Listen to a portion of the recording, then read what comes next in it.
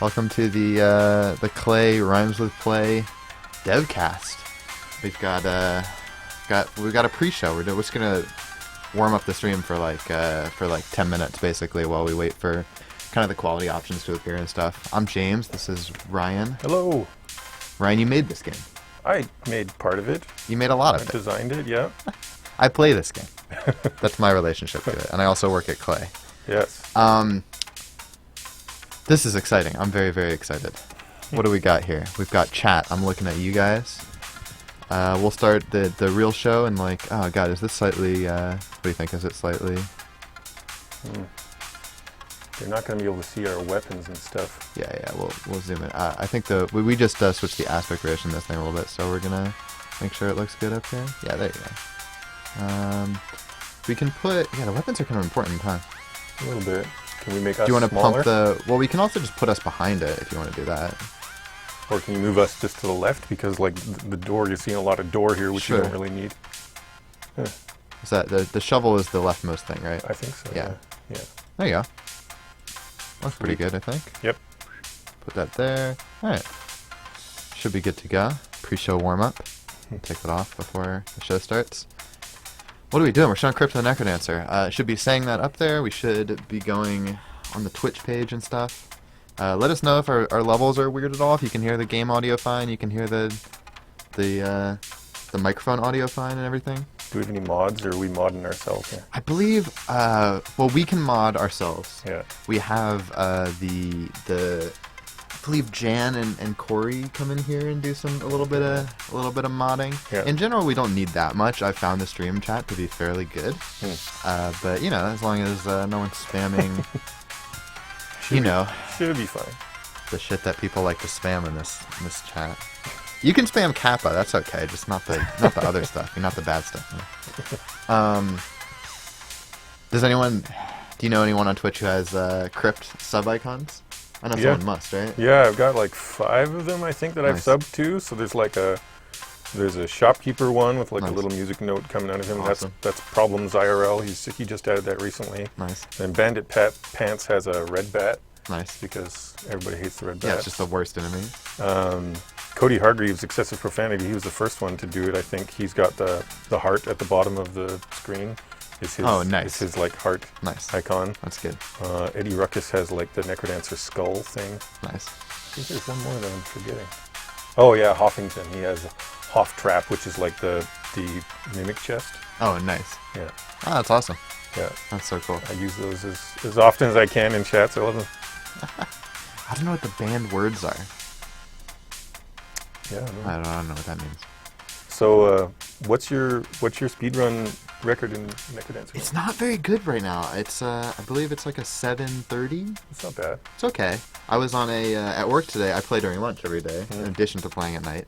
And during lunch today, I was on a Glass Cat, Zone 2 Deep Blues. So I was just about to get to Zone 3, and I'm so bad at Deep Blues with Cat, it's weird. Cat.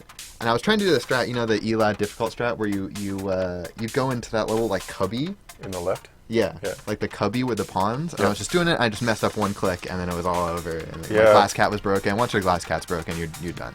Yeah, oh for sure, especially on that battle. But yeah, I love how Deep Blues has like 8 different variations based on which pawn starts moving. Yeah, I know, right? it's so like, great. even if you're good, pretty good with the cat, maybe you've never actually seen pawn number 7 go first, and now it happens. Yep. And you're like, "Ugh," and Yep. you screw up that one move. Exactly. But when I have a lance or a longsword or something, any range 2 weapon, I find Deep Blues to be by far the easiest Pretty boss. easy, yeah, that's true. But if I have a range 1, it's like, oh my god, suddenly it's the hardest boss in the entire game. Well, do you ever do the bomb strat? So that's Do you go into that cubby and drop a bomb, or? yeah. So like you can fight your way to close to the king. Yeah. And then you get him in the corner because if you go right adjacent to him, he'll start to run. Yeah. But you go like kitty corner to him and drop a bomb and then run away, Huh. and that'll finish him off. So like that's the fast strat. So this update that we just posted, I added a fast strat for Conga. Conga saw that. because the other 2 already had fast strats. Well, Death Metal, maybe I'll be able to show you. I bomb him as well just to do damage to him. Like most of the time when I speedrun, On Beetle Metal too? On zone 3 metal? Pretty much always zone 1. On the other zones, it depends, because often in zone 1, all I have is a dagger when I get there, and so I want to speed it up as fast as I can. Usually after zone 2, hopefully you've got something higher damage. Yeah, some sort of obsidian or glass something. Yeah. Hopefully you've got something. By flawlessing the first boss, you'll get a decent weapon, although sometimes RNG just trolls you and gives you armor or just a gold dagger. I know that feel, like dude. That feeling when you it's such a bad feeling when you have plate armor, or like even like the super hardcore one. I forget what it's called, the 1200 one. Oh, heavy plate. Heavy plate. Yeah, it's such a bad feeling when you have heavy plate and a glass weapon, and like, oh, this heavy plate's like, it's so worthless. It does nothing for me. Yeah, you want like tank stuff when you have obsidian, because then you can take a hit and whatever and get your combo back up and you'll be fine. But obsidian plus plate for me is like a finished run, almost guaranteed. Yeah, it's so solid. Pretty much GG. Yeah.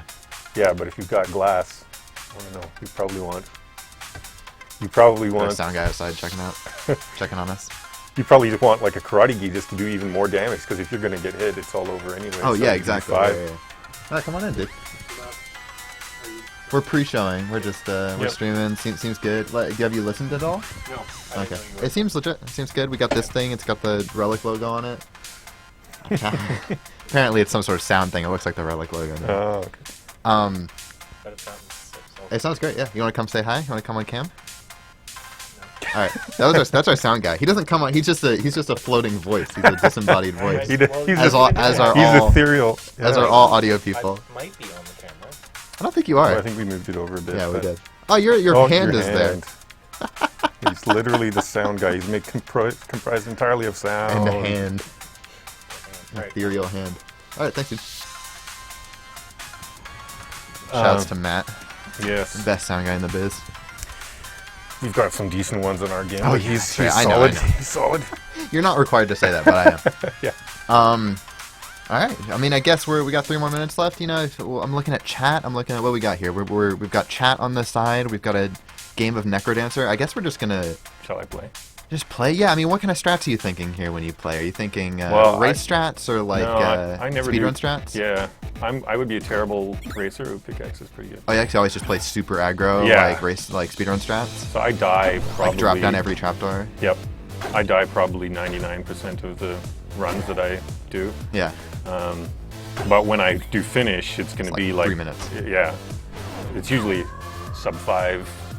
Wow, that's amazing. I've never gotten even close to a sub 5. I got almost a 6. Oh wow! So you just so watch if I go down this trapdoor, I basically don't have that dragon anymore. Yeah, he's gone. Nice. Now a bat is good because I can run away from that too. Yep. I actually find the oh my god, I'm learning so much already. I've never actually escaped from one of those things. I've always defeated the monster because that seems like it's like the the intended verb, right? Yep. Oh dude, flails kill me constantly. I just changed them. They're beautiful for mini bosses and bosses, mini bosses especially, but. All right, I'll see if I can do. So my weapon doesn't have 3 damage, so I can't one-shot the king. So in order to kill him, I need to use my bomb. Otherwise, he would teleport behind that pawn line, right? Yeah. You don't want. He's running, but you can do this. Yep. I wanted him to go. The flail. Dang, yeah. The thing we changed with the flail is that now there we go. The direction of it. See, I don't even check these chests either, because once you've got a decent damage weapon. Really, you don't check the chests? Oh my go. gosh.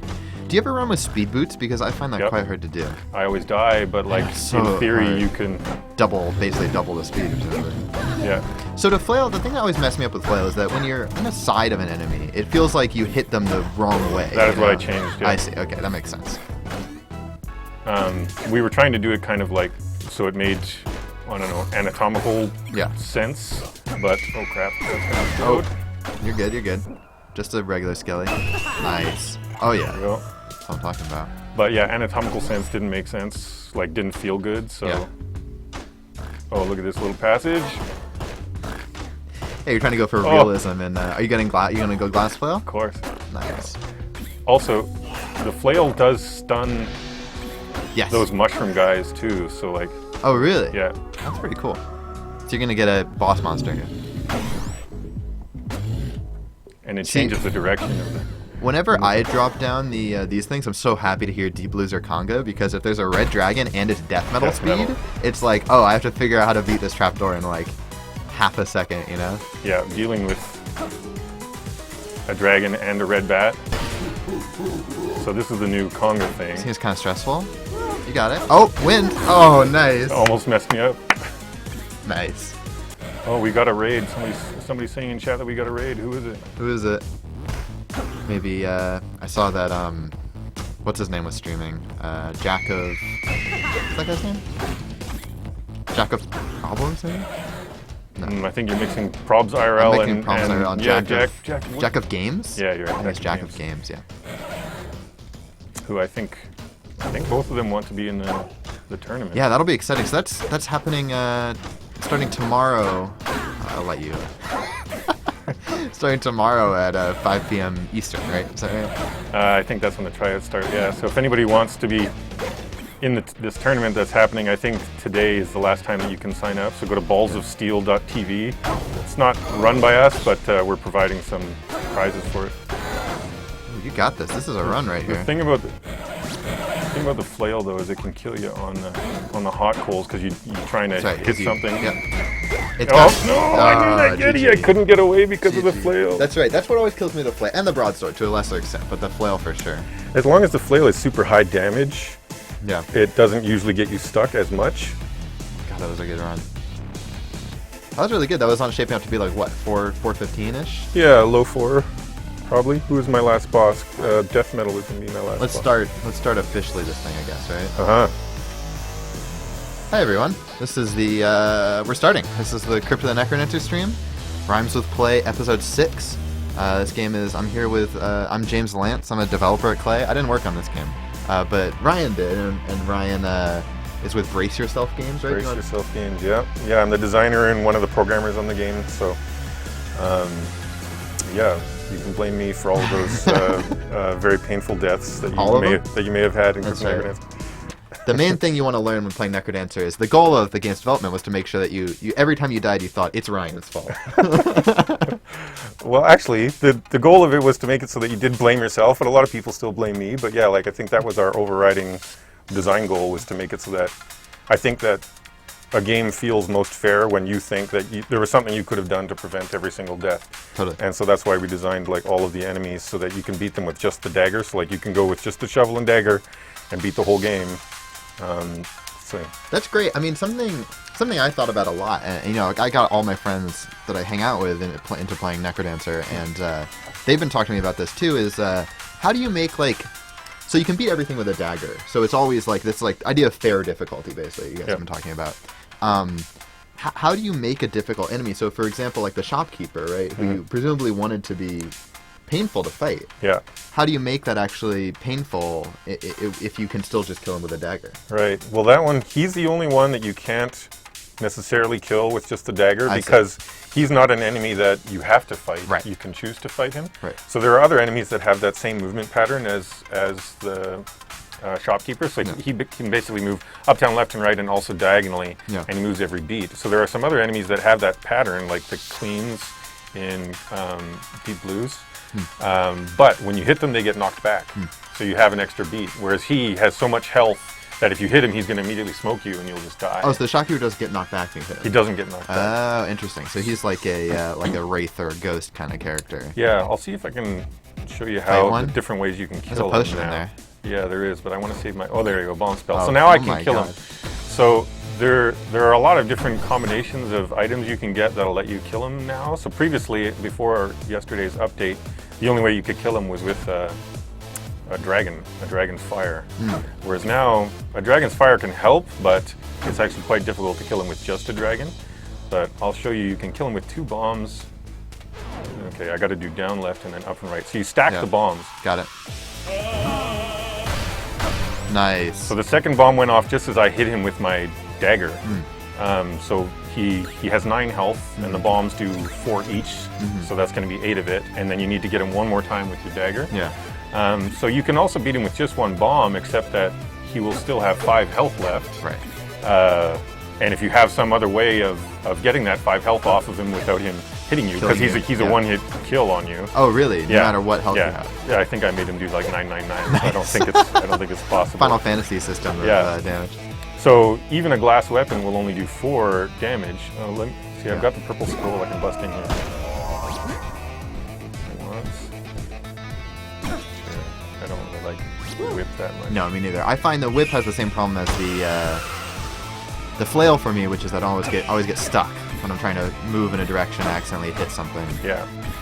Yeah, I think it's gratifying to me that people who've played the game a lot don't really, they start to change their preferences for weapons. At the beginning, a lot of people say the whip is the best, and like they have their best runs with the whip because it's really safe. Yeah, it just hits a lot of stuff. Sometimes it's killing things when you don't even like intend to, but like usually killing stuff is good and makes you safer. But when you're trying to go fast or trying to do anything sort of tricky, the whip often screws you up. You're trying to get out of the way or do some neat little dodge. Oh, see, I had bad Minotaur technique there. So if this is a speed run, you don't want him to go running off like that. He is careening all the way across the level. Although it's not a speed run, this is some sort of weird hybrid score speed run that you're working on here. Yeah, I just wanted to kill the shopkeeper. And now I killed him, and now I don't know. Now you're going through the levels. And now I'm just kind of going fast, I guess. But since it's not a serious speed run, I can be less serious about it and tell you tricks and stuff. So yeah, I can tell that the exit was down here because let's go back to the start location. See, this start location had like a down left option, and whenever there's a down left option, it seems like about half of the time or so, the exit is in the bottom left. I feel like the exit in general in level 1 is almost always downwards, unless sometimes it's very rarely in the upper right location. There's like that little upper right exit, but it's almost always down. Yeah, it's funny. It was, who's this? Okay, I'll try the bomb strat on it. That was a bug, but we left it in because there was a bug in the. Oh, I missed a beat instead of dropping the bomb. And he immediately got mad at you. Yeah, brutal. Yeah, so we originally had it so that we had the levels just generating the way that I thought they should be generated, but there was a bug such that the exit was always kind of either down or right from your start location. And I noticed this after playing a lot, which is similar to how you noticed it. Yeah. But it's really helpful for speedruns because you can kind of tell, like, oh, I don't even need to bother with the top left quadrant. And we fixed the bug, but then it felt strange. You kind of felt like lost in Zone 1. So we put it back in because it kind of feels neat that you get that secret knowledge after you play the game enough. You kind of just feel it. You're like, oh, I feel like the exit should be down here. So. Yeah. It really does feel that way. I feel like we're in some weird chat mode. Is this working correctly? I think so. Klei Entertainment. Because I've got the chat. I just want to make sure we're hearing you guys. I got the chat on my phone, and I've got the chat on this channel. And they don't seem to be the same thing. Yeah, really? Well, it's weird. Yeah, I don't know. I honestly don't know what's happening. So some people are saying they're confused about this game. I guess I should probably explain just like how the actual game works. Totally. You want to introduce it for people who have never seen this thing before? Sure. So this is Crypt of the Necrodancer. It's a dungeon crawling roguelike rhythm game. So you can see that beating heart at the bottom of the screen. That is when I can move, and it's also when the enemies can move. So basically, you see I'm moving and they're moving at exactly the same time. But all of the enemies have predictable patterns, so I can tell, well, the bats are semi-random. The zombies, like, they just walk into a wall, bounce against it, turn around. The green slimes don't do anything at all. The blue ones just go up and down, but they have 2 health. So the whole point of the game is learning the patterns of all these enemies such that you can defeat them in the small amount of time that you have to think. So, like, it's still a turn-based-ish roguelike game. It's just that the turns are really quick. Yeah. So each one of those beats at the bottom of the screen is a turn. So that's the main thing, is that this is a roguelike game where you have to think fast. It's not a roguelike game where you can sit there and decide, oh, should I use this scroll that I don't know what it is, or should I throw this potion at the guy instead? Instead, it makes the puzzle element of it simpler, but you have to decide, kind of on the fly. Totally. And I like to describe this game when I talk about it to people. I like to describe it as like there's like kind of two elements to learning how to play this game. The first one is just figuring out what the correct move is in a given situation, right? Looking at a board and figuring out, okay, here are the correct series of moves that gets me to the end of this board. Maybe the quickest, maybe the most score, whatever you're thinking.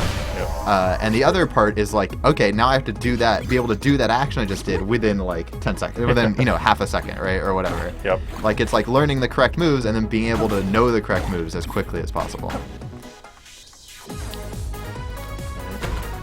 Scary. So Glass Cat, I love it. This weapon that I have is called the Glass Cat of Nine Tails.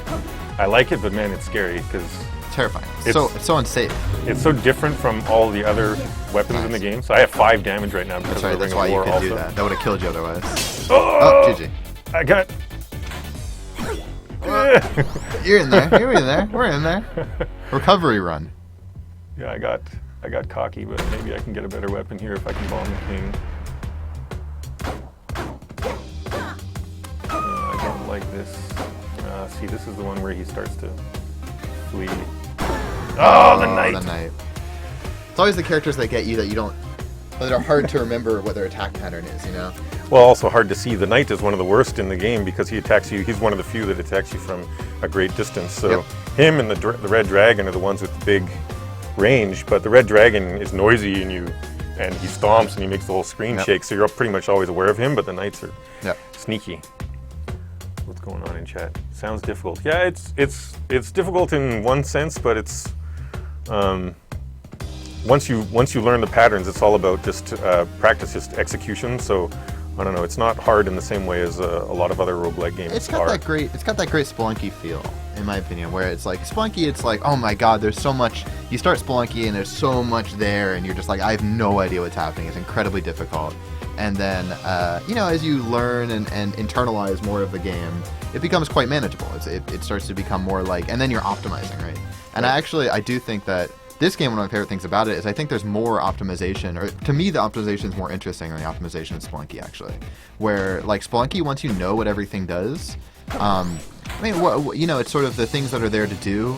The score runs of Spelunky and the speed runs of Spelunky are very, very, very much about like randomness and safety, Yes. And for me in this game, it's like there's always a little puzzle to solve. In Spelunky, it doesn't feel the same way once you really get a good handle on it.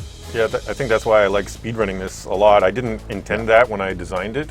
That it would be like a speedrunnable, fun game. It started to feel good speedrunning, and so now we're adding more features and designing it with that in mind. That's so good. But I think the reason why speedrunning it is fun is because it adds like the ultimate level of difficulty. So sure, once you know all the enemy patterns and things like that and what they're going to do, you can win fairly often. But can you do it when there's like 5 enemies around you and there's only one right answer? You have to go up, left, down, That's right. And if you do any of those in a different order, you're going to die because you didn't solve that little mini puzzle. Especially, and then the puzzles become so much more complicated because you think, oh, this situation was impossible, right? Especially, like I almost always think this when I started out in Zone 3-3. In Zone 3-3, you just get a disgusting wave of enemies rushing towards you. And often it's like, oh, that was impossible, I just got screwed. And then as you get better, you realize, like, I have so many options there. Because if you hit a knight, then they slow down. If you do other stuff, there's like so many weird little optimizations and stuff. And you can dig into a wall if one is close enough, or if you can flee to the shop and funnel them all through the door.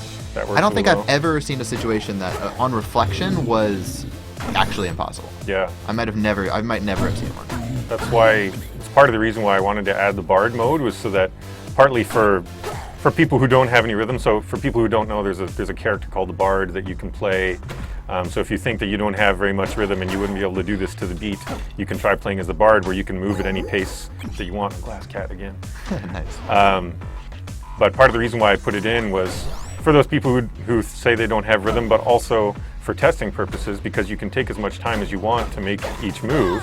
And so then we could go into Zone 3-3, like you said, where you get swarmed, and we could prove that all of them are beatable. Have you ever found an impossible one? No. Nice. Yeah. So like you actually have quite a bit more leeway than you think. Like if you actually stop in Bard and like sit there for 10 seconds and think about each move, like it's very simple to get through. Interesting. 3-3. It's just the panic of, because what you end up doing in 3-3 is you end up wasting a lot of moves at the very beginning, I feel like, where I kind of like wander around and, basically just waste a ton of moves. So you can double bomb him here and grab that. That's a sick shot. because that's obsidian and wings, which are both great.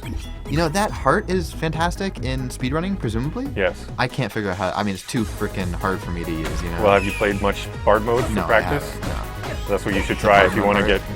So it's well, it feels the same as Bard mode because like that's what it does. Is it makes it so that you can move irrespective of the beat. So it's useful for non-speed running. If you I'll show you here what it's useful for is speed running. But for non-speed running, it's great if you get into a situation where you're like, I'm probably going to die. You know, I need time to think. Then you can fire that and you get 10 seconds to think about your next few moves. Or when you're speed running, you can do something like this where it's a battle that you know what you need to do. Like the boss battles, King Konga is the you can just memorize the pattern. Is the best one. Yeah, you just go like up, down, left, right, and kill all the dudes. And spam it. So.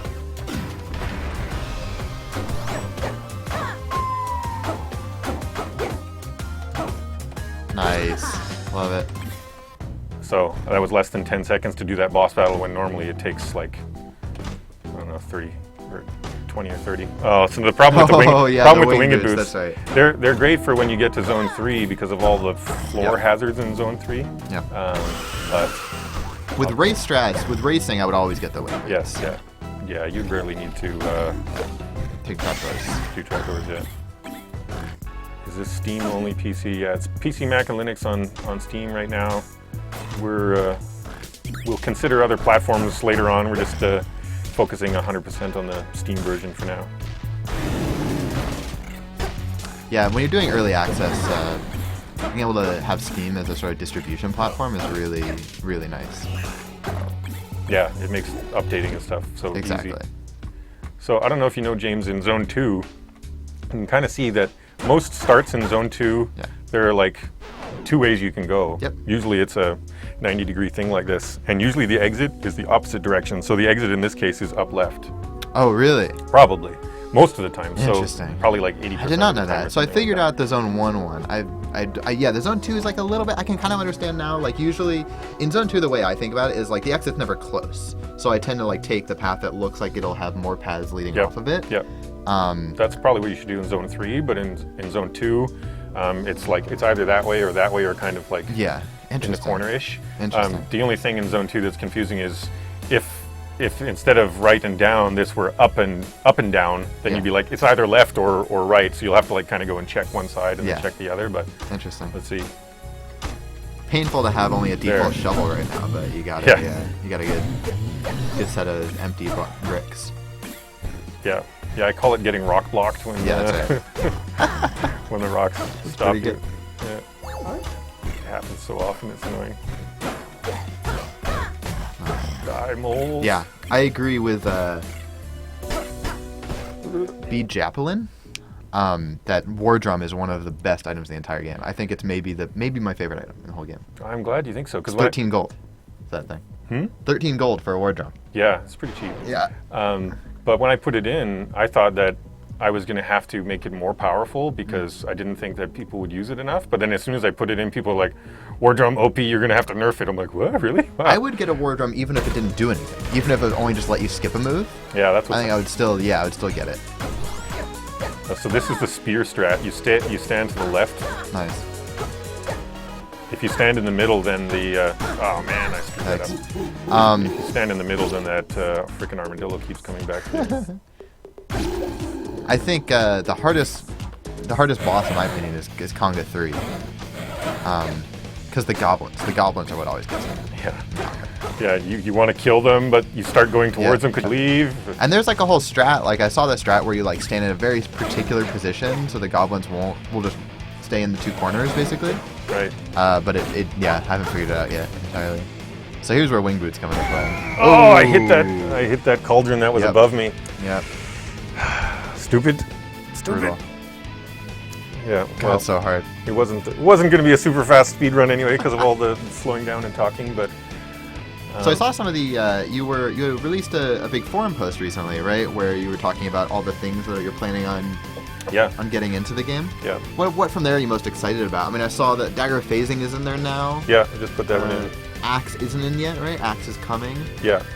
Yeah, I think Dagger of Phasing was one of the ones I was most excited about because I feel like Ring of Phasing which for people who don't know, Ring of Phasing lets you walk through the walls and stuff like that, which is great for speedrunning sometimes, but can also get you killed if you just jump out of the wall and there's a bunch of enemies there and you didn't know. If you've got a good torch that lets you see a good distance, then it's not so dangerous. But I just look forward to the combination of Ring of Phasing and Dagger of Phasing. So Dagger of Phasing lets you attack from inside the walls, but it also lets you attack incorporeal enemies like the ghosts that are phased out. It lets you hit the moles that are still in the ground, lets you hit through shields of skeletons and like armadillo shields and stuff like that. So like so many enemies you can just kill a lot faster. It's a 1 damage though? It's 1 damage, so it's still not, so you probably want to combine it with something like War or Might. Or Gi. Because you would like to have Ring of Phasing, so if you have War or Might, then you can't have Ring of Phasing too. So the only other way currently to get more damage is the Karate Gi. The Gi. Yeah. Or the Glass Jaw eventually. Glass Jaw, and we're also going to add Charms, because I think that we don't quite have enough slots for all the stuff that I would like to have, so the Charms are going to be passive items that don't take up a slot. So. It's interesting though, for me, like when I play the game, the way I think about it, and maybe this is just the speedrun mentality, is like get a good weapon and then go, go, go. You know what I mean? I don't even bother with anything else in the build unless I come across it sort of naturally. If you're speedrunning, if you're racing though, then you would want to play, oh, this is a new spell. Oh, there you go. So if you guys haven't seen the shield spell, you can do... Is it just infinite health for a set number of turns? Yeah, it's just no damage at all for, I think, 8 or 10 beats. Wow, that's great. And you got a 20 cooldown, so it's like the heal. It's like heal. Yeah, it takes a while to cool down, but it's super useful for, if you're speedrunning, it's great for Deep Blues, because you can just YOLO and go straight at the king, and if you have a weapon that can do 3 or more damage to him, you can kill him in 1 shot, and like you just barge right through all the other guys. It doesn't matter if they're hitting you because you have the shield on, right? So I saw someone asked if you played it with the beat of a super fast song, would that result in a faster speed run? Yes. So you can play the game with your own MP3s if you want to, but that has its own leaderboard. That's kind of cool, actually. Is anyone doing that, like, competitively at all? So, like, you're in trouble. Oh my god, you're not in trouble. You're God. You're God. Oh no, where are we going? Ryan, where are you taking me? I don't like it, dude. You almost had your shield charged up. Yeah, that would have been good. That would have been the perfect situation to use it. That's great. So yeah, there are some people who try and speedrun with custom music, and they kind of cheat because when the song ends, a trapdoor opens beneath you and you go to the next level. And so the way to actually speedrun with custom music is to make really short songs, or just like a songs with zeros. 10,000 BPM song or whatever. And so you just drop down, and so you end up just like fighting the boss. Just 3 bosses. Battles as quickly as you can. Interesting.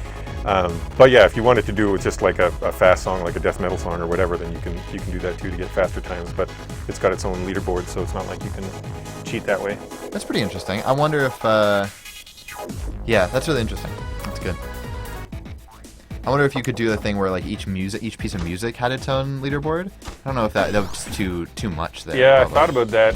One reason why we're not doing that is because we're using the Steam leaderboard system, and it only lets you have a certain number of leaderboards. And so you can just dynamically generate one for every song that got played. No, yeah, exactly. We'd run out. Plus, anyway, that would be this kind of weird fragmentation problem as well, probably. Yeah, you'd get like 2 people playing each song. Okay. Although there would be some songs that are more popular, I would hope, and that people play it more. So. You'd have like a through the fire and flames speedrun. That'd be the just the Guitar Hero playlist. So I got glass shovel, so I can run. But run. You can just kill that thing too. It's anyway. Oh, that guy will get you. Yeah, I can't one-shot him. Bombs. So this is a decent run. Looking good? Yeah, when you get to the boss in like under a minute, that's fast. And now I can bomb him. Oh, get away, Red Bat. Red Bat is the worst part of Conga battles. Yeah. Oh good, he teleported to this side. If he teleported to the other side, I would have been in trouble. Because you had to cross the Conga line? Yeah. Yeah. That's when having things like Fireball is useful, because you can hit them from really far away. So this is a 3-pronged one, so you can see I've got 3 different exits, so you don't know which way it is. Oh, gross. That's really bad for our current purposes. Yeah. No, this is not it. Yep, that path ends. Do you ever take the Shrine of Rhythm in speedruns? It's just too brutal. Yeah. No, well, I would take it on 3-3. I see. Because it drops you down a floor right away. For free, too, no boss. Yeah. There you go. One problem I was having there is normally I play this with headphones, and you can hear which direction the boss is coming from. Ooh, yeah, there's no directional right here. Oh, and this is another thing I added. So you can get heart containers from the food shops now. Nice. Not that I really need that when I have glass build, but... Nice. Glass dagger is so stressful. I like it because you saw me die before. Oh, this is another 3-pronger. Okay, this works. Right, you hit the wrong kind of enemy. Death metal. That's alright. It's good. It's good to get him second, I think. It's supposed to... I don't know what you like. I like death metal second as opposed to third. Yeah, I don't really... Yeah, third is I guess the death metal dagger strat is fairly simple though. The beetle one. It's not too complicated. This is all wrong. There we go. There you go. There you go. Which way? I can't. Not that way. So it's usually not the way that the shop is on zone 3 or actually on any level. Now I need to figure out is that. Oh, that was dumb. I was looking at the. I was looking at the minimap. I was trying to figure out which way does it expand. It expands down here. So like it's trying to find. Ooh, now I'm just screwing everything up. Yikes. Now those heart containers I had were useful. There you go. Oh, easy, dude. Get out of there, Minotaur. Yeah. I like when you die to the brown Minotaur, it tells you that he's called Light Minotaur, as if like everybody will be like, oh, you know, he fights for the good guys or whatever. Yeah, not dark. Oh, nice strat. Yetis, I think, are the #1 killer in Zone 3. Yeah, I agree. Although I don't like swarms of Black Knights either. No, they're pretty brutal. But Yetis often deal a finishing blow, because you're like the one thing it's the hardest to know. Like the Knight is the hardest to notice. Oh my god, we're in a weird spot right now. Oh, it unconfused me at the right then. Brutal. I was pushing left to go right to hit the dude, but then I hit the wall instead. We should probably add like a number of stars. So yeah, like counts down like 4, 3, 2, 1. Or a flicker at least to the beat before. We need to do that also with the gigantism thing because you don't know when you're about to get small and lose your damage. Because if you think, oh, this next hit is going to do 2 damage and it doesn't. What's confusing? It looks like it's like 8 beats ish. Yeah, 8 or 10. 1, 2, 3, 4, 5, 6, 7, 8, 9, 10. Yep. Yeah. It's funny, people often suggest, like, why don't you make weapons that do random damage or, you know, variable things, you don't know what's going to happen. I'm like, people would probably not want that weapon because it'll get you killed. Because if you're like, okay, now this next hit is going to finish off the dragon or whatever, and it doesn't, then you could be screwed. And you need predictability in this game. Absolutely. So that's why we need to, like, show when that totally. I mean, the difficulty of the game comes from time, pressure, puzzle solving, not from unpredictability. It's like Invisible in that sense. I mean, we have the same design goal actually, in that sense. Do you want to try playing? Sure, yourself? I'll play a little bit. Do you need this lipoma? Sure, I'll clip that thing. I'll hopefully don't like feedback this entire thing. I think it'll be fine. We have some sort of audio gear that I don't know how to use, but it seems simple enough. So are you planning on doing the tournament or tryouts? I'd like to. It's at 5 Eastern on a Friday. Well, I think I'll be working, but I think it goes for a while after that. But I think they're also doing them on Saturday too. I will. I'll pop in. I've signed up. I'll pop in and see what happens. I would love to. I'm gonna give it a shot for sure. You'll see how good I am. It's probably. What is it? How many people are gonna join? 16, 32, something like that. The tournament? Yeah. Yeah, it's gonna be either 16 or 32. Yeah. So if it's 32, I might have a shot. If it's 16, I feel like I'm probably not in the top 16 Necrodancer players. Well, I looked at the list of people who've signed up so far, and I think there are 10 of them who are like pretty freaking experienced. Sure. But yeah, the other 6 slots are kind of up for grabs. Up for grabs. Yeah. Well, there you go. That's my goal then. What we got here? Don't Starve together. Yeah. We can talk about Don't Starve for a second. I mean, we're streaming Crypt right now. But you know, maybe next a week or 2 from now we'll have another Don't Starve stream for you guys. We're just gonna be going around. I mean, just all Klei stuff and stuff we like. And this game, I've been so obsessed with it recently. What am I doing? Am I doing a speedrun? Am I doing a race? I'm just gonna do race strats because that's you probably should. That's what I've been practicing recently. So for race strats, you probably want to get money and come back for that. Really? It's not always empty because it sometimes is full. Oh. It depends how conservative you're being as a racer. I'm pretty conservative usually, but maybe that's a bad thing. Oh, I hate when the blue slimes get the bouncing around. It's worse when the orange slimes bounce around. Oh, it's the worst because then you're like, are they going left? Are they going right? Yeah. Super weird. There's a little input lag here, I think. Yeah, it felt like a bit, but not too bad. I always get that take these things? shrine when I'm speed running. When I'm racing, I don't know if you would, unless there's a ring that you can swap out the shadows with. That's exactly why I don't usually pick it up. But speedrunning, like you saw me a couple times get confused about which direction to go, but that thing gives you the map and the compass, so there's never any hesitation. All you got to do is just not die from the lack of vision due to the ring. But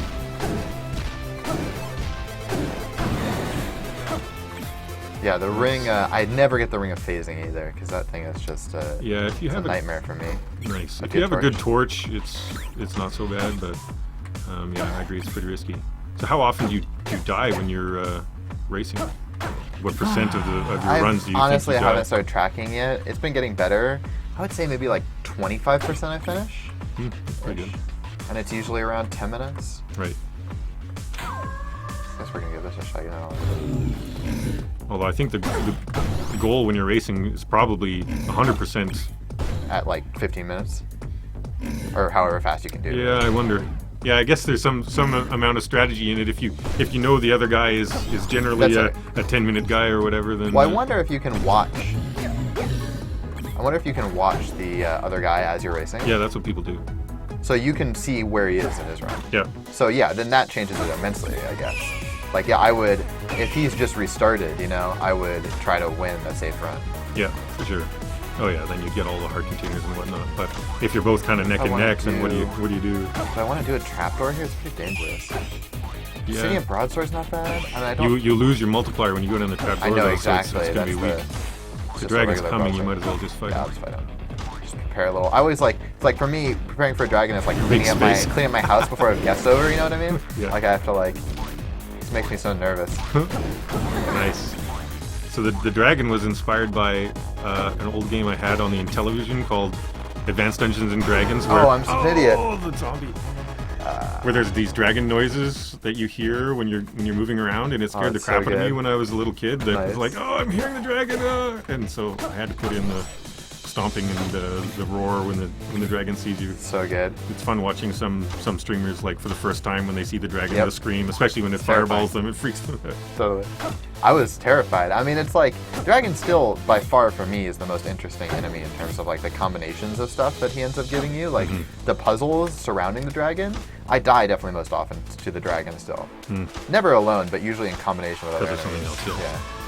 Yeah. Yeah. Well, Zone 4 is going to be more stuff like that. Come on, go up. Never mind. I like dropping a bat. I got lucky there. Yeah. I like dropping a bomb for the bat enemies in the trapdoors because they're usually. One of those, my only bombs maybe made the wrong decision there. I don't know. Yeah, I usually try and save. If I've only got one bomb, I usually try and save it for the boss battle so that you can expedite the boss battle.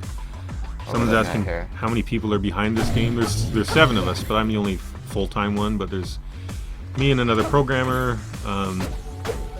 2 artists, some sound guys, and music guys and stuff. So we've got.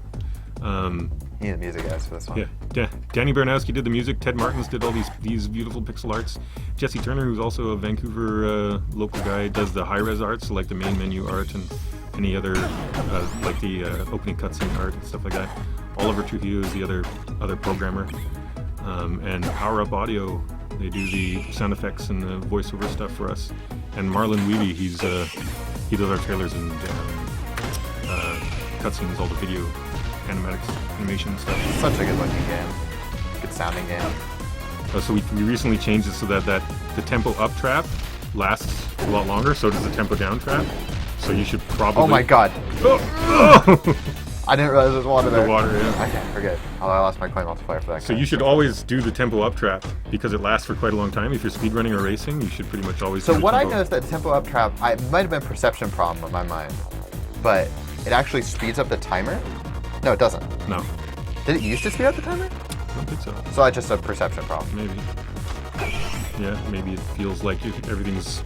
Yes. I used to always hit them and I was like, oh, they just speed up the timer. No. Oh, there you go. Now I'm better at speedrunning. Yeah. When you, did I take the boss already?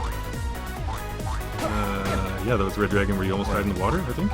Oh god, this guy's... You gotta go around these bounce traps. Oh man. Yeah, we're all good. There we go. Oh, you don't have so a bomb. dagger, yeah, pure dagger here. I'll just do safe strats, I guess. Yeah. I'll do what I would actually do in a race, because I don't know how to do the dagger strats, like the fast dagger strats. on, dude. Nope. They've got skeletons. The problem that you have with the Ring of Phasing minus cap is it gets rid of tactical digging. Yeah, so one of the things in this game that is pretty cool, I think, is... I'm in so much trouble right now. Just knock off their heads, because he can only actually spawn so many of them. I didn't know. Oh, really? So he's gonna get skelly capped here? Yeah, and now he's fireballing anyway. Yeah, kill your own guy. There you go. I can get him. I can get him. Yes! He was about to fireball. Nice. I didn't get flawless though, which is bad because I missed the item. So it's up left. Oh, if right. you want to go fast for the exit. If you don't always want to if you're racing rather than speedrunning. Well, what would I do in a race at this point? I mean, it's like this is a brutal race because I have no equipment from Zone 1. Yeah, you need to go to the shop. You need to find the shop. Yeah. Buy something. Yeah, I was going to say the tactical digging that is being mentioned in the chat was a cool thing that... Oh, he pulled you towards... It's a cool thing that I didn't really intend to design, but it just sort of came out of the way that the enemies move, is that some of the enemies move every second beat. So like there you had one, or the ones that move every single beat, if there's like a one tile gap in between you and you need to delay, if you just stand still you're going to lose your multiplier, and so we made it so you keep your multiplier if you dig, and so you just go to a wall and dig, and then that gap will be gone. So it's like it's not something that we teach in the tutorial, because I want people to figure it out on their own, so they feel like I figured out a cool thing, although a lot of people suggest that we probably should teach it, because you see a lot of new players either miss a beat and lose their multiplier, or just walk into the wraith or whatever and get hit. But I think I don't want to rob people of that gratification of figuring out the cool strat. For some reason I'm missing all these beats. Probably because I'm talking too loud. No, not at all. Yeah, totally. I mean, I think it's called another roguelike is called like parody, right? Is that? I think, and it's it's most painful with the. Oh, see, I was on bad parody with that red bat right now. It's most painful with the red bats because they're literally impossible without a parody shift or a two-ranger. Right. Everything else is usually interesting choice here. Is that what you would have gone for? You would have gone for torch plus shield? I probably would have gone torch shield because well, see, my strategies, you shouldn't listen to them because they're always for speedrunning. I would be terrible at racing, I think, but... I don't think you'd be terrible by any stretch of the imagination. Yeah. You'd have to switch it up. I would not be as good as I am at speedrunning as I would be at racing. But yeah, I always rely on flawlessing the first boss for getting a weapon. Like if it's not a super amazing weapon, like an obsidian weapon or a glass weapon or a titanium weapon, then I probably wouldn't take it. And I would like the shield there for speedrun strats on deep blues. Yeah, and every other boss has that's a weapon you want. The titanium rapier. Yeah, I'm with you on that one. But 300, I don't know if I'm going back for that. If you can find 2 bombs or some other way to kill the shopkeeper, then you can have it. That's true. So what's racing in this game? Well, there's 2 different things. So speedrunning is obviously just trying to beat the game as fast as you can, but racing is kind of like speedrunning, but you have to be a bit more conservative. So racing it's you versus another player, and so there's going to be a race tournament on a website called ballsofsteel.tv. They're hosting a Necrodancer tournament. That sign-ups are starting tryouts are starting this weekend. And he's moving a long way. So the difference with racing is that you're racing against another person. So you want to make sure that you don't die, because if you die, then he might be able to finish the game before you, like while you're back in zone 1 again. So you need to go fast but conservatively at the same time. So it uses like completely different. It's a really good like middle road kind of combo thing, and it's much more exciting for viewers than a regular speedrun. Yeah, I find. Oh, I'm such an idiot. Thought I had one more damage for some reason. Yeah, if you had one more, if a ring or something, you would have killed him. Yeah, I agree. It's better for because you get to see the 2 people actively competing in a kind of tournament fashion. And you also when people get to like super high level speedrunning, like speedrunning Spelunky, if they don't get teleporter, they just reset. So you'll be watching a heck of a lot of that. I think this game's not quite to that level yet. Like just the best times posted are still very beatable with a bad start. Yeah. But it'll get there. I mean, as soon as as soon as it doesn't get patched for a month or 2, as soon as that you guys finish early access, the constant patches should shake it up because faster strats will become available as new stuff gets added. But I'm also trying to design it so that there is no... I guess there's always going to be a way that is the optimal way, because there just has to be. But I'm trying to design it so that there are multiple things that let you go fast. So like, the teal scroll lets you drop down a level, skip a level entirely. That's the current world record I have is using a teal scroll. On 3.3? Yeah, it was on 3.3 or 3.2 I skipped. But there's also boots of speed that you could go super fast with. Or if you just get lucky and get trapdoors like right next to your start locations, you could go fast. Right. Or if you have the glass rapier right away, you can do super fast strats on a lot of the bosses so that you can go fast with that. Yeah. Or the heart transplant lets you go fast on bosses and things like that. So, leprechaun boots, which I've never used successfully. oh, the leaping boots? Yeah. Yeah, I just made them less terrible in this patch, but they're still... I made it so you can toggle them on and off. Oh, yeah. Years before, you could kind of toggle them for one step, but now you can just kind of leave them off until you want to rip through the level. So now I think they're actually useful for racing. They're good for like this whole process. Yeah, exactly. For speedrunning, it's probably not that useful because you end up toggling... Oh, that's the phasing dagger. What does it do? Oh yeah, you told me. It goes through stuff. Yeah, it lets you kill a lot of guys in ways you couldn't previously kill them. So yeah, love it. You should try it. Just for fun. So when you go up to a ghost, just stab in the face. You don't have to run away from them first or anything. That's awesome. So when you design new enemies in this game, especially bosses, do you think, and mini bosses, do you think about how like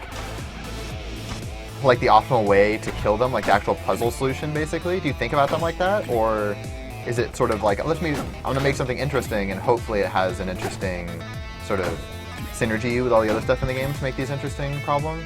Yeah, well, when I design them, I always design them with like the whole zone in mind because if you have just too many fast enemies or something like that, you're going to get swarmed and overwhelmed. So every zone kind of has some speedy ones and some slower ones and some high health ones and stuff like that. So yeah, I need to make sure that every single one of them is fairly easily killable with only the dagger if it's alone, but then in combination with a bunch of other ones is where it should get tricky. So that's why Zone 2, it's got like the golems that are super slow, and I wanted to have something that's kind of ranged-ish, but not ranged yet, because a ranged enemy is quite difficult to deal with, like the Yetis. So that's why I did the wizards that do the wind spell. So they're not hitting you at range, but they're messing with you at range. And mess up your idea of what's going to happen next. Right. And so I saved that ranged thing, the actual ranged attack for Zone 3. That's so good. So yeah, Zone 4 is going to have other guys that mess with you at range and possibly a guy who also can hit you at range. Nice. Exciting. And there's going to be more guys who have more mini-boss-like patterns. The upper right one, right? Yeah. So like they'll have things where you still haven't encountered anything you can use your dagger of phasing for. Hopefully you get the ring of phasing so we can have lots of fun. So what is the ring of phasing on? Did you use it through walls? Yeah, so normally you can't attack enemies when you're inside a wall, but with the dagger phasing you sure can. So you can just kind of cheese a lot of guys, just lure them to the walls and smoke them. This is so good. Alright, where are we? 1-3. So, but what the full bosses, when you design them, do you have in mind, like, do you actually, like, when you're playtesting them, you're like, okay, let me figure out the optimal strat for these guys in monk mode or whatever, and make sure that's an interesting one? Or do you even think about that? No. Did you discover these optimal, the fast strats for bosses? They just come later, yeah. Really? So you didn't even, oh, what am I doing? Oh my gosh, definitely. Yeah, this is the hardest possible little boss battle. Oh.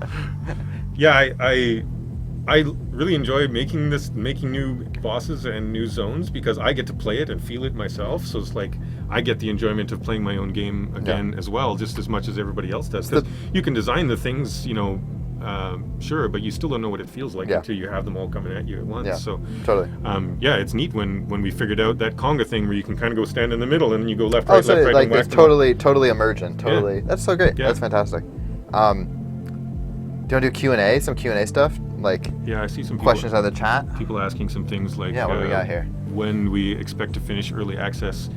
We don't have a specific timeline in mind, but basically we're saving Zone 4 for the final update. So when Zone 4 is finished, that's when the game is going to be out of early access, because we want to make sure that when we have that final launch that there's something exciting for people to play, and it's not just like, we fixed the last bug. Yeah.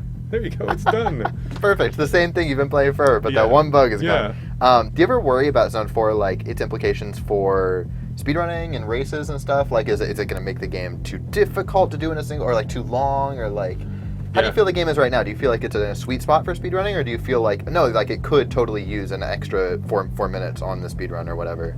I think it's pretty good right now, and yeah, I am concerned about making it too hard, because I think racing especially benefits from a game that is, if you have skill, you can win a high percentage of the time. Totally. If there's like bad luck or whatever that's causing you to not win, or if it's just too hard for most talented humans and it's still too hard for them, that's bad.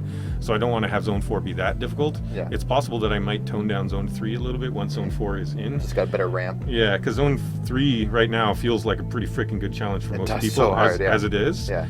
But I think I could make it a bit easier, and it'll still be quite a lot of a challenge, because people always say Zone 3 introduces a lot of new stuff all at once. It's like the ice tiles and the fire tiles and like ranged guys and blue dragons. Yeah. Which is true, so I could probably tone it down a little bit. So is that part of the motivation behind adding stuff like charms and new build items? Is like, so like, yeah, that the enemies ramp up too, but you're also continuing the ramp throughout. Yeah, exactly. Throughout the later zones. Yeah. Interesting. I think people. It's a tough problem. It is. I don't envy you. A lot of people say like, oh, these new things that we've listed about the charms and whatnot. They're like, oh, this is going to make everything OP. You're going to be super powerful. Well, it's partly true, but Zone 4 will be harder, as you say. But also, people actually like it when you are OP. Like it feels amazing when you get that last piece of the puzzle that you need to be able to like say, GG, I've got this one. I've got the plate tail. And that already happens. It's also like I'd say my other response to that, just as a player, would be that speedruns naturally balance out that, right? Because the stronger you are, the faster you go, and the more dangerous the situation you put yourself in. Like getting stronger just means you put yourself into more dangerous situations more quickly. It's just a different kind of danger often. This one where I couldn't solve this trapdoor or whatever, right? Was like, I mean, the situation where I was much stronger would be like, I would be going to every one of these trapdoors, or something like that. Yep. Yeah, so I think I can err on the side of making it easier for that reason, and that's why this latest update has a lot more like these empty heart containers that you can get much more easily now. It also makes it so that one complaint that people had, which I agreed with, is that some food items like the ham, it gives you 4 heart containers back. You never have them. But you never have them in hardcore mode. Well, now you can sometimes, and if you have 4 heart containers and you find a ham, you're like, this is so good. If you have like any decent armor and 4 hearts, you're golden. Yeah. Or if you get a potion is huge if you have 4 hearts. Like, I'm not going to die. Yeah, the thing is awesome. Although I often find that potions are, usually I have obsidian in class, so when I quaff a potion, it's like I'm either, my weapon's gone or I'm dealing 1 damage, So it does become like a potion is just like extending my death basically often, but. Yeah, it's true. What else we got here? Actually, dance bag games needs to be harder. Power Up Audio says the game needs to be harder. Is Power Up Audio your... that's Kevin, yeah. He's doing the sound effects and the voiceover stuff. Does he actually think that, or is he trolling? He's one of the best players in the world at this game. I've seen a speedrun. Yeah, he's got lots of the world records. I think, and I'm totally not a dev, so I should phrase this in the form of a question instead of an opinion. What do you, like, how do you feel about the mini-boss balance right now? Like, do you feel like, in my opinion, I'd say the dragon is by far the hardest, right? And it does feel to me like the Zone 2 ones, the one that Zone 2 introduced, are fairly easy with respect to this Zone 1 stuff. It's true. I mean, how do you, are you fine with that? Is that feel good to you, or are you... Well, the part of the reason why the Zone 2 ones are a bit easier than they should be is one of them is a bug, is that the Nightmare, he makes the ground around him dark, but he's also actually supposed to be silhouetting the enemies around him, so that you have to deal with their eyes only. So you need to know, like, oh, the bat with the orangey eyes is the red bat, and the bat with the other eyes is the blue bat, so you can make your... So it's difficult. So that's just a bug, so the Nightmare will be more difficult than he is now. But yeah, we are adding some new ones. The Banshee is pretty hard for new players. It is hard, but it's not that hard for, like, once you know how to dig to like do tactical digs and stuff like that. The Banshee is a lot easier, but new players have a lot. It does. I mean, the Banshee, I'll say, the Banshee, maybe even more than the Red Dragon, does surprise kill me the most, which is quite... I mean, she doesn't feel difficult, but she definitely feels like she's gonna, like, pop out. I hit her, I'm like, whatever, I'm gonna keep going, and then I didn't have a ranged weapon, and then I'm just dead. Yeah. It's true. Which is really good. I mean, she does a ton of damage too, especially the glass-looking one. Yeah.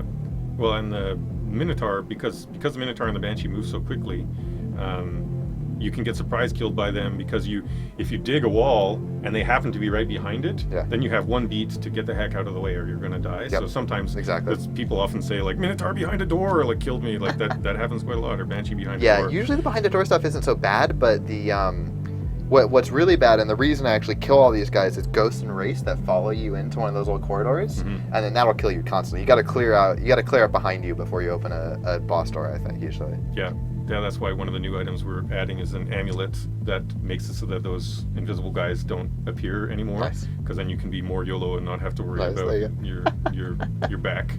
I get the feeling you most of your balance design docs have the word YOLO in them. Yes. Paradigm Blender asks, it's a unique concept for a game. How did you come up with it, Ryan? What are some of the inspirations for this game? Well, it was kind of an accident. So the inspirations were Rogue and Spelunky, mainly, and then I think other rhythm games that I was playing at the time, like Rhythm Heaven, must have like seeped into my brain somehow. But is Rhythm Heaven the one with the? It's like the a lot of mini games. Oh, okay. And it's all about just hitting stuff on the beat, but there are different things going on the screen that tell you when you should be doing it. So like that's the one with the samurai mini game and all that stuff. Okay, that game's amazing. Yeah. So yeah, my goal was, after playing Spelunky a lot, I'm not like the best at it, and I actually haven't put in hundreds of hours of it, but I just enjoyed it a lot, especially as a designer. Like the purity of it and stuff was refreshing. But I wanted to make a game that was more like Rogue, the original Rogue, like a dungeon crawler, a top-down game that felt like Spelunky, that felt fair. Because I feel like in Spelunky, when you die, you don't blame the game like you do in Rogue. Have you played the original Rogue? Yes, I have. I played the hell of it when I was mostly a kid. NetHack for me. That was my Rogue. But it feels like sometimes NetHack is more fair than Rogue. It is, too.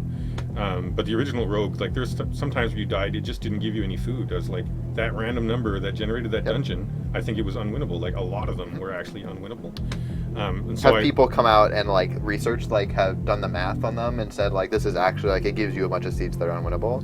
Not that I've seen, but somebody should, because Rogue is like such a seminal game that people should. It's a good PhD, like a PhD project. Yeah, well, if you tried to make like a Rogue playing bot that was like pretty good at the game, then you could say like even this bot, which can win more than any human can or whatever, can only do it so many times. Right.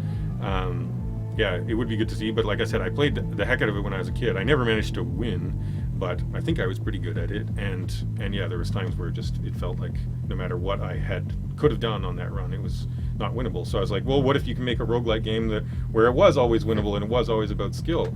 And so I thought the reason that Spelunky feels like that is because of the real-time aspect. It's all about the action, but I didn't want to take away the turn-based nature of roguelike games either, because then it wouldn't really feel that roguelike. So I tried doing it a hybrid where you had to move quickly, so you had to think fast. So there was action because you had to think fast, but there's still turns. And that felt like moving on a beat. So that was not my intent to make a rhythm game. Funny. It's just that it worked out that way. I don't think anyone's ever come up with a rhythm game in a more accidental way. Like the harmonics guys were like, I want to make a game with a guitar in it, but I don't know what it should be yet. Oh, okay, this feels pretty good when it's to a rhythm.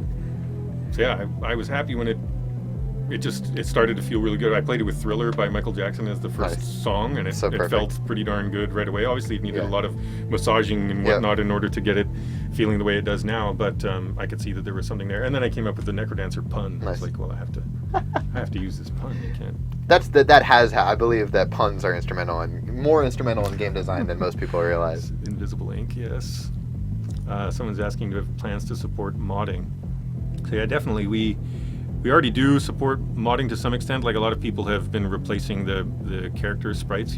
They're just out in the open, so you can replace them if you want. Like a lot of streamers have their own. They don't play with Cadence as the main character. They play with their own custom sprite that their fans have made for them. Also, the game is governed mostly by an XML file. Although we have it kind of locked down right now, we're eventually going to make it so that people can edit the XML file and change the stats of various enemies and things like that. And we're probably going to add a level editor soon too, so people will be able to make their own like pre-designed puzzles basically. Yeah, their own campaigns. So you can make it puzzly such that there's only one solution. Like I got to go get this weapon and then do that, and, or you could just make it so that it's a difficult campaign.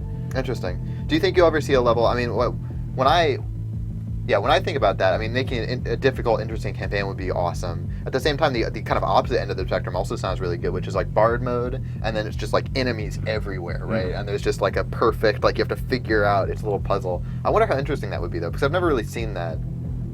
it'd be pretty good. Yeah, I think people have asked for that type of puzzle mode, so I definitely want to have it in very there. Exciting. Well, people are asking us to play more, so they don't have to keep looking at this loop anymore. Oh, okay. Do you want to play more, or shall I? Sure, I'll play one more. I'll try actually doing well this time. Yeah. Black Scroll is fear? I've never found a use for fear. Well, now it's got an extra use because you can fear the shopkeeper out of the shop and into a trap door, and then his stuff will be free.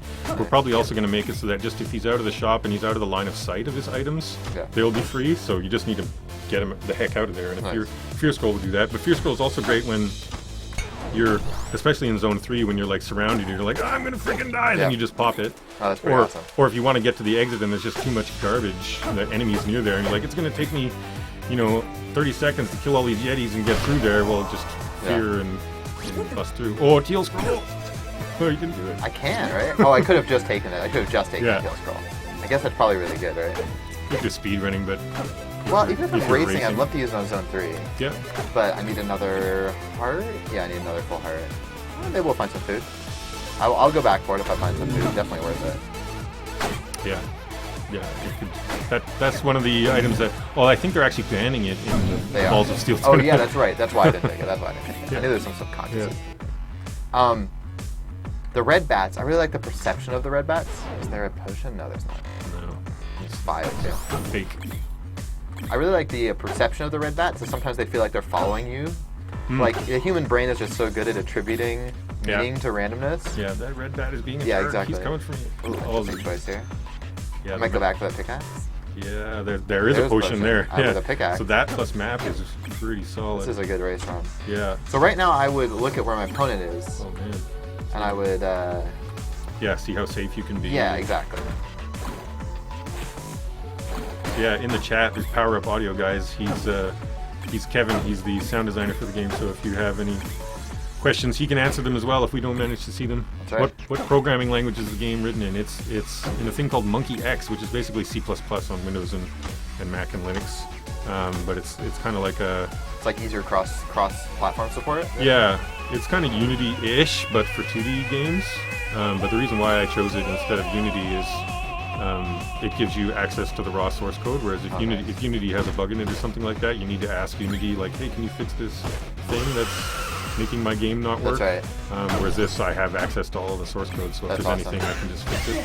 So I imagine I am just being a control freak, and that most of the time Unity would be totally fine. Like so many people make games in it. I think that's the case, is that most of the time Unity's fine. But I agree with you as a developer. I feel that's my main issue with Unity. Well, not issue necessarily, but that's just the downside, right? Where it has many upsides. Yeah. If you look at Rust, for example, right? Like I know for a fact that Gary is always having to actually talk to the he has basically like a direct, like a Kremlin phone to Unity, basically.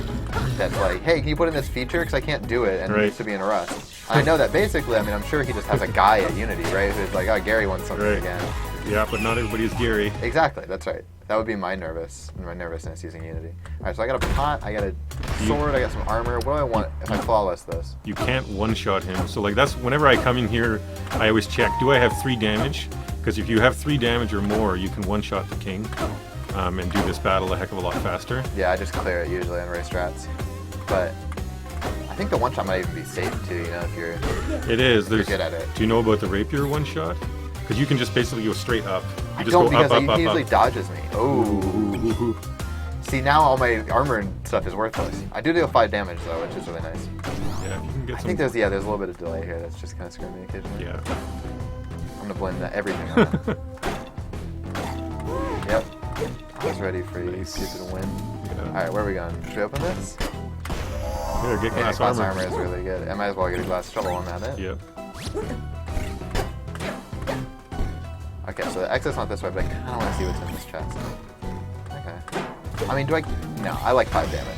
5 damage is nice. Ring of War, though, does spawn more enemies, right? It does. Yeah, but now you can one-shot the Minotaur. So I'm just going to go safe strats.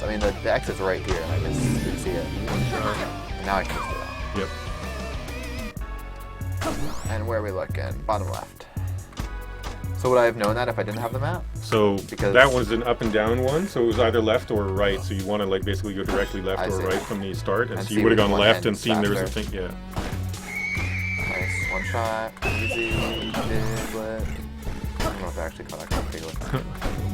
Unholy moles or moles. Moles. Nice, that's good. We have a pun name for pretty much every enemy, which why wouldn't you? I don't use them in the game because I don't want to overwhelm people with all of the puns. But I think when the game is done and like the final credits, we might put them in there. Nice. Oh, I see. Like in the credits, actually. Yeah. So, let's get it like that. Oh, gross. I thought that might be if that was a bounce trap. Down. Yeah, I thought it was a bounce down. Bounce trap with armadillos are freaking deadly.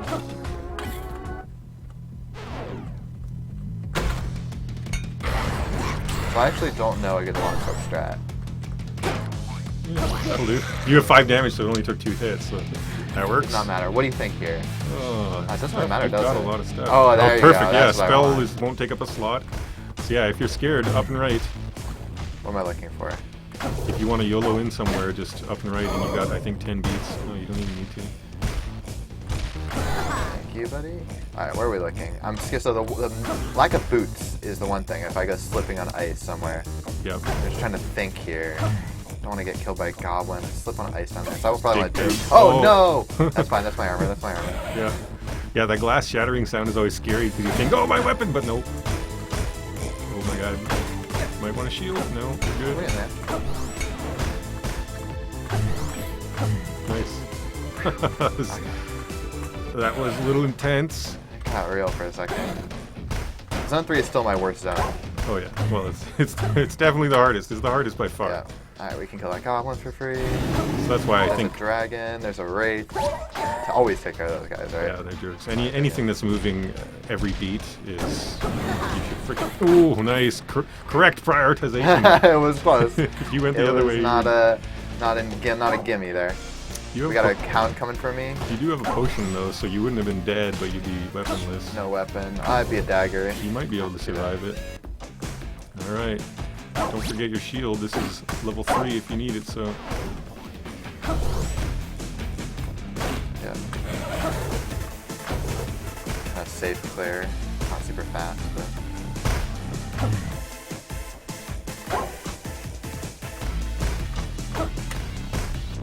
Nice.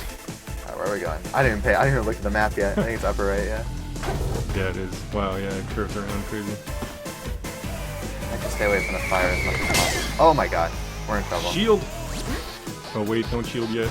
Get back over near there and then... I don't know what I'm doing here. I'm in trouble. yeah, that was... We got an item in here? Nope, I'm dead. Oh, you're locked. Woo! Close one. It was a good run. It had potential. What did I do? I stood in fire at the end? Is that what I did? I stood in fire? Yeah. Brutal.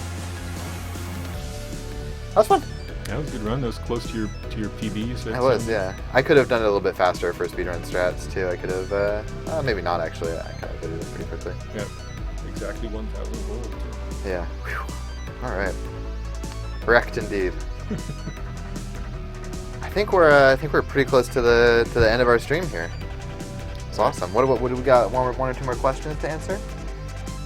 Thank you, Kevin. Power Up Audio is trying not to be condescending, but I know that secretly he knows he could have done so much better. You know what I mean? That's what I always think when people are watching me stream this game is like, oh, this guy's an idiot. Like, there's no way. I should have shielded earlier. Why didn't I just shield? It's fine. It's fine. I'll just be thinking about this. I'll just be thinking about this the rest of the day. It's fine. It's just gonna haunt me. You're not used to it. It's just gonna haunt me till I die. You didn't have any bombs either. I guess that's a cool shield strat. See, like shield is new for me too, but so you can shield bomb? Shield and then bomb, and just like get off of my face. That would have been great. But you didn't have bomb anyway. Well, this is my favorite part of the song, where it stutters here. I never hear it because I always skip through this level immediately. Oh, nice, so good. It's really good. We got one more question here to answer. Yep, we're. Looks like Power Up Audio's been answering this. Thanks, Kevin. Yeah, Don't Starve Together might be next week. It might be Invisible Ink. We don't know yet. We kind of, this stream is not super high production value. We just kind of do. We're trying to do it every week, so we can't spend too much time on it, right? Take away from our development time. Playing fun games. Yeah, that's right.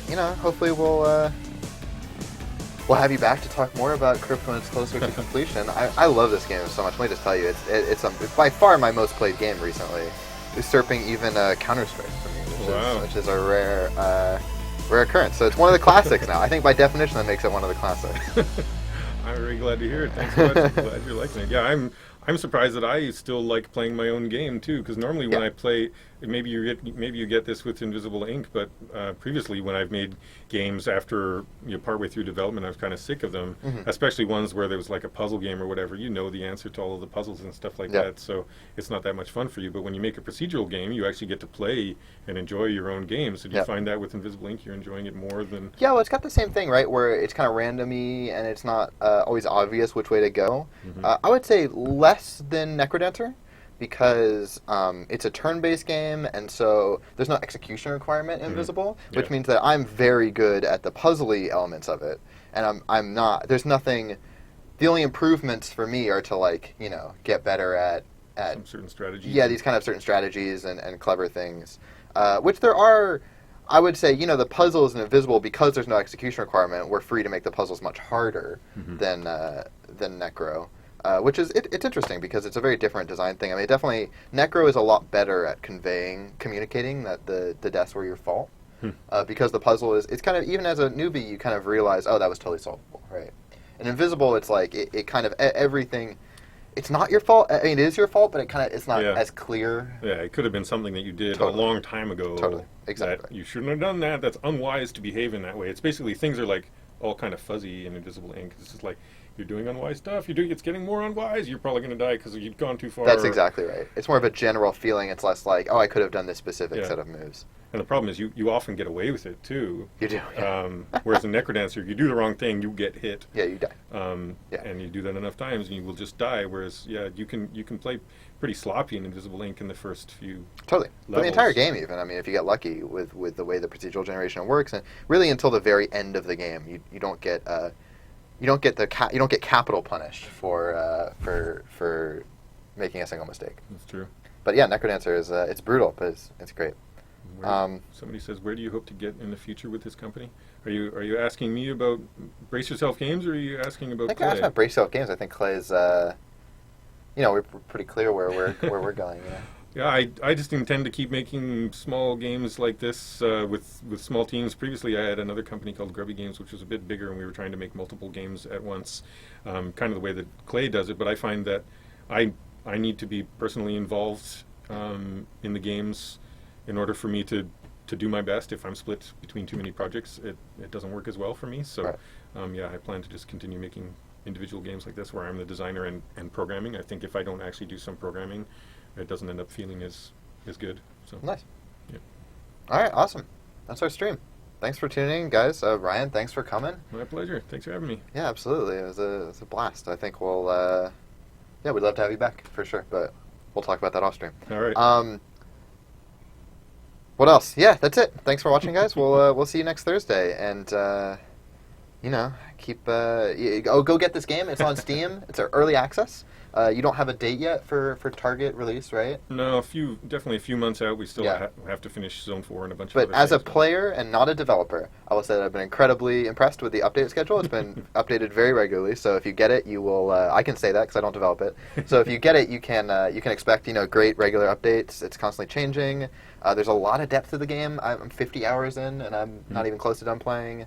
Some of the best players are 300 hours-ish? Yeah, it's like 500, I think. Hoffington has around 500 gosh, hours. that's insane. Yeah. I don't know if I can get that far, but that's amazing. So yeah, it's an amazing game. Check it out on Steam, $15. Crypt of the Necrodancer, early access, rhythm roguelike, fair, hard, fun. Awesome, guys. Cheers. Bye.